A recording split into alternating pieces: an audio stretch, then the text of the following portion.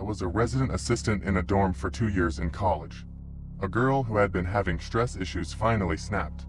She was found by someone in a dark stairwell. I was in an older dorm, circa 1887, so there were plenty of nooks and crannies. By the time she was found, she had already torn out over half of her hair and had eaten it. She just kept on saying, "I just need a haircut," in a perfectly normal voice. It took 6 of us and the police sedating her to finally get her strapped down to an ambulance gurney. To this day, I can't forget how powerful she was. She couldn't have weighed over 120 pounds. Yet she had this sort of superhuman ability to rip her arms away to tear out another clump of hair and stuff it into her mouth, all with a perfectly straight face. In June 2012, Danny L. Harkins, a 35-year-old teacher from St. Petersburg, Florida, was arrested on charges of child abuse following an odd ritual of cutting and burning. According to Harkins' next-door neighbor, she was previously acting strangely and showing an interest in demonic practices. The incident that caught the police's attention happened on Saturday evening when Danny L. Harkins gathered 7 teenagers, all of Asian ethnicity, around a tiny fire on the St. Petersburg pier. Harkins instructed them that they needed to purge the demons from their bodies. She allegedly advised the kids to cut their skin, to let the evil spirits escape. The wounds had to be burned afterward to prevent those spirits' re-emergence. According to the report, Harkins heated a tiny key with a flame to cauterize the wound. One of the youngsters, a 16-year-old male, texted a friend about the ritual, who then told the boy's parents, who then called the police. The teenagers were hesitant to discuss the practice in depth. During interviews with detectives, beyond simply stating the obvious that the ritual did take place, the motives behind the ritual remain unknown. Elisa Lam was last seen in the lobby of the Cecil Hotel in downtown Los Angeles on January 31, 2013. She was taking a vacation down the West Coast, blogging about the experience and informing her parents daily. January 31st marked the end of those calls. Lam went missing. Her parents showed up to aid in the search shortly after the cops became engaged.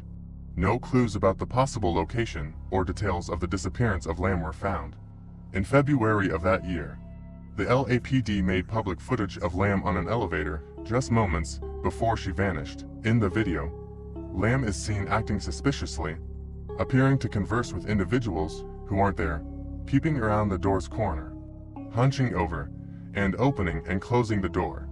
Around that time, hotel visitors began to describe strange happenings at the Cecil Hotel.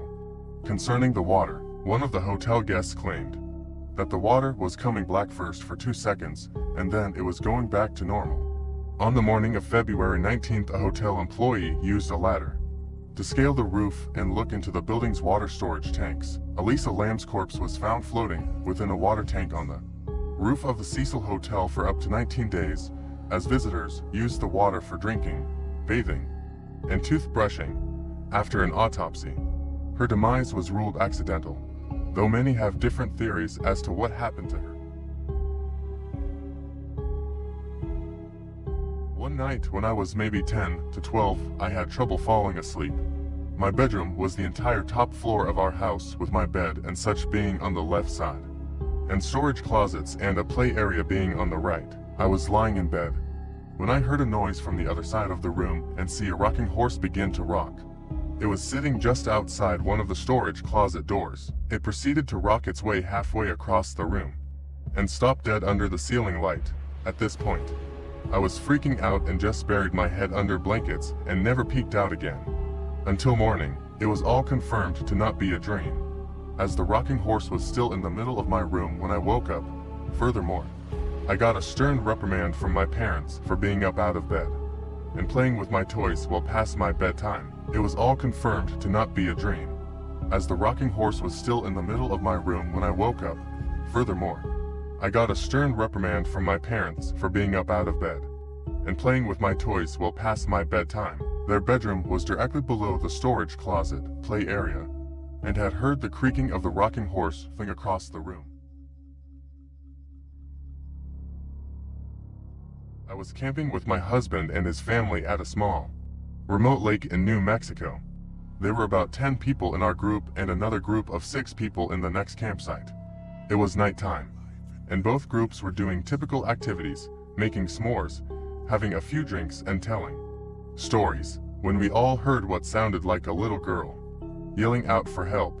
Neither group had children with them, but we were all positive we were hearing a little girl and decided to search the area.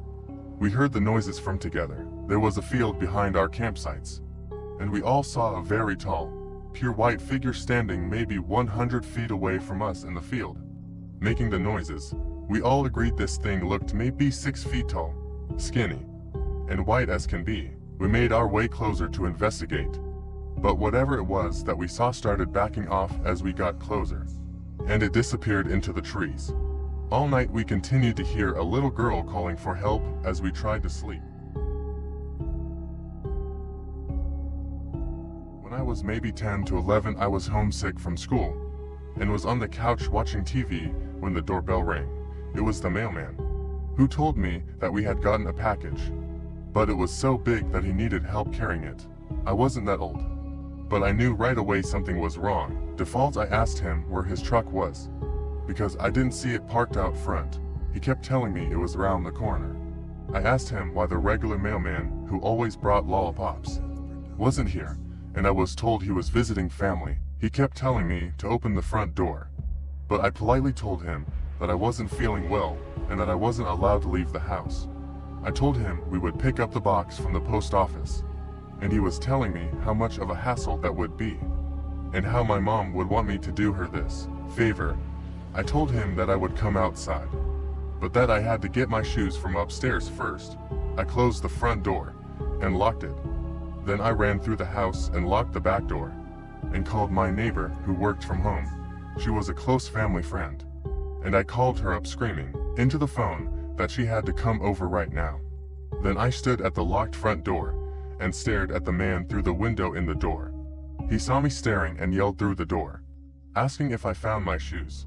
So I yelled to him that I called my neighbor to help carry it because she's older and stronger. He just turned around and ran. They never caught him. I always wondered if he ever managed to trick some other kid.